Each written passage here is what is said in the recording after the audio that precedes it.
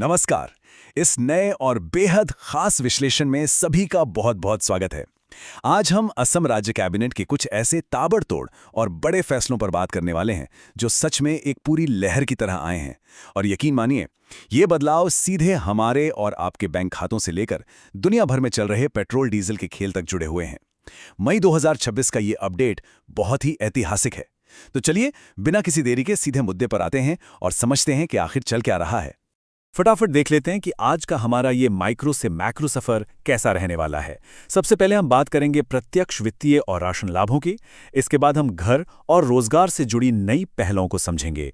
तीसरे नंबर पर हम यूसीसी और नए नागरिक नियमों का गहराई से विश्लेषण करेंगे। और आखिर में बात होगी परिवहन, वीआईपी कल्चर पर लगी रोक और हमारी अर्थव्यवस्था पर पड़ने वाले असर की।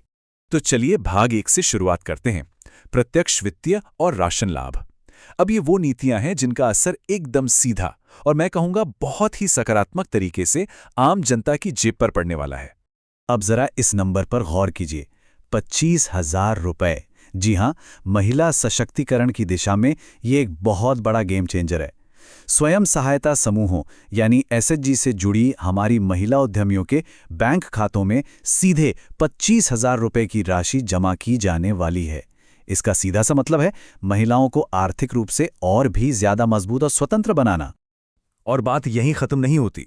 और अरुणोदय योजना को ही ले लीजिए। पहले जो राशि 1,250 रुपए हुआ करती थी, अब उसे बढ़ाकर सीधे 3,000 रुपए कर दिया गया है ना कमाल की बात। बस हाँ, एक बात का खास ख्याल रखना होगा कि बैंक खाते एकदम एक्टिव हों और केवाईसी की प्रक्रिया पूरी हो चुकी हो, ताकि ये पैसा बिना किसी रुकावट के सीधे खातों में पहुंच सके। इसके अलावा खेती किसानी से जुड़े लोगों के लिए भी एक शानदार खबर है। पीएम किसान योजना के तहत अब किसानों को 6,000 रुपए के बजाय 11,000 रुपए की आर्थिक सहायता मिलेगी। सोचिए, करीब करीब दोगुनी रकम। ये बढ़ोतरी सीधे तौर पर किसानों की पैदावार बढ़ाने और उनकी आजीविका को एक मजबूत सहारा देने का काम करेगी। और अगर रोजमर्रा के खर्चों की बात करें तो वहां भी एक बड़ा शिफ्ट देखने को मिल रहा है।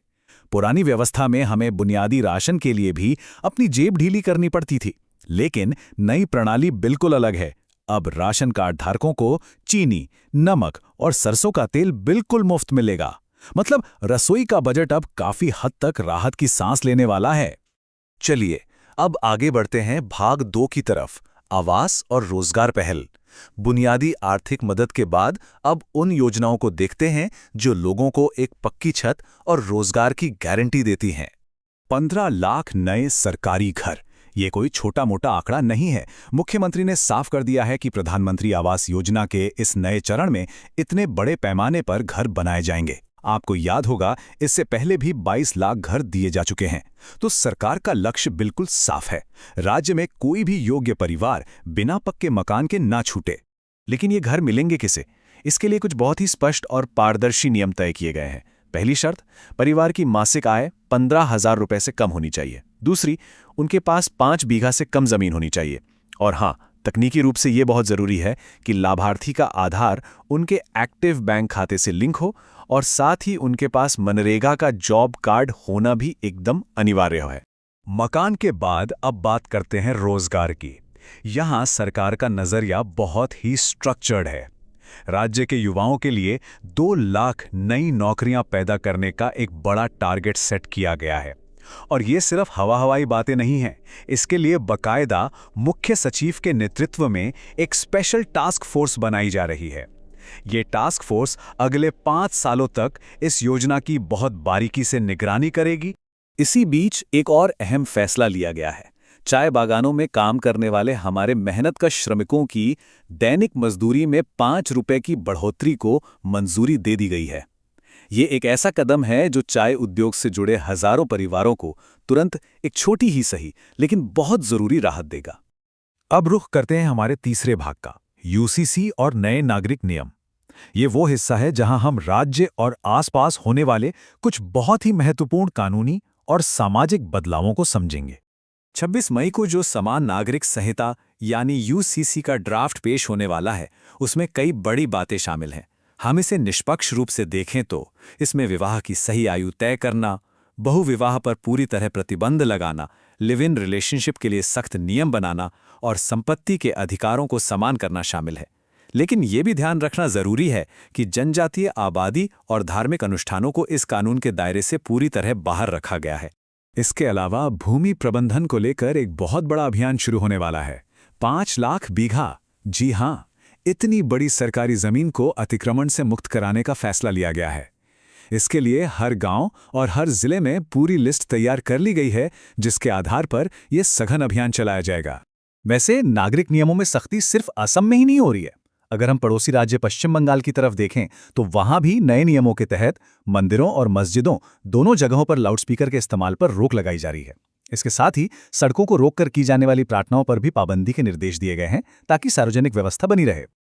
और अब हम आते हैं अपने चौथे और आखिरी भाग पर, परिवहन, वीआईपी नियम और हमारी अर्थव्यवस्था। यहां हम देखेंगे कि कैसे मैक्रो नीतियां और ग्लोबल मार्केट हमें प्रभावित कर रहे हैं। देखिए, नई सरकार ने आते ही वीआईपी कल्चर पर कैंची चला दी है।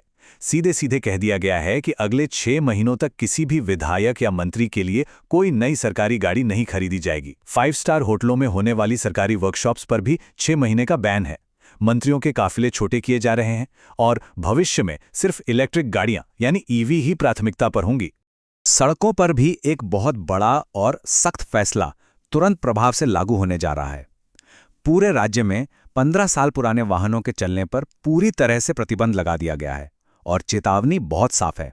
अगर 15 साल पुरानी गाड़ी सड़क पर दिखी तो उसे तुरंत जब्त कर लिया जाएगा। पर्यावरण और सुरक्षा दोनों के लिहाज से ये एक बड़ा कदम है। इन सारे ताबड़तोड़ फैसलों के पीछे का जो एटीट्यूड है, उसे मुख्यमंत्री के इस एक बयान से बखूबी समझा जा सकता है। उन्होंने कहा है, काम बोलेगा, शब्द नहीं, हम सीधे कार्रवाई करेंगे। मतलब साफ है, नीतियां अब सिर्फ फाइलों में धूल नहीं खाएंगी, उन पर जमीन पर एक्शन होगा। अब जरा ग्लोबल लेवल पर चलते हैं। ईरान और अमेरिका के बीच जो संघर्ष चल रहा है, उसका असर देखिए।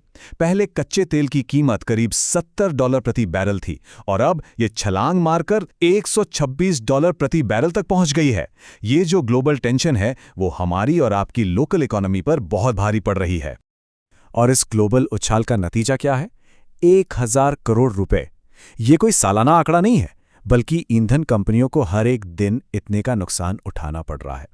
महीने का हिसाब लगाएं तो करीब 30,000 करोड़। इस भारी घाटे को देखते हुए ये बात लगभग पक्की है कि इसी हफ्ते पेट्रोल और डीजल की कीमतों में एक बड़ी आग लग सकती है। तो अब सब कुछ समेटते हुए हमारे सामने ये सबसे बड़ा सवाल है।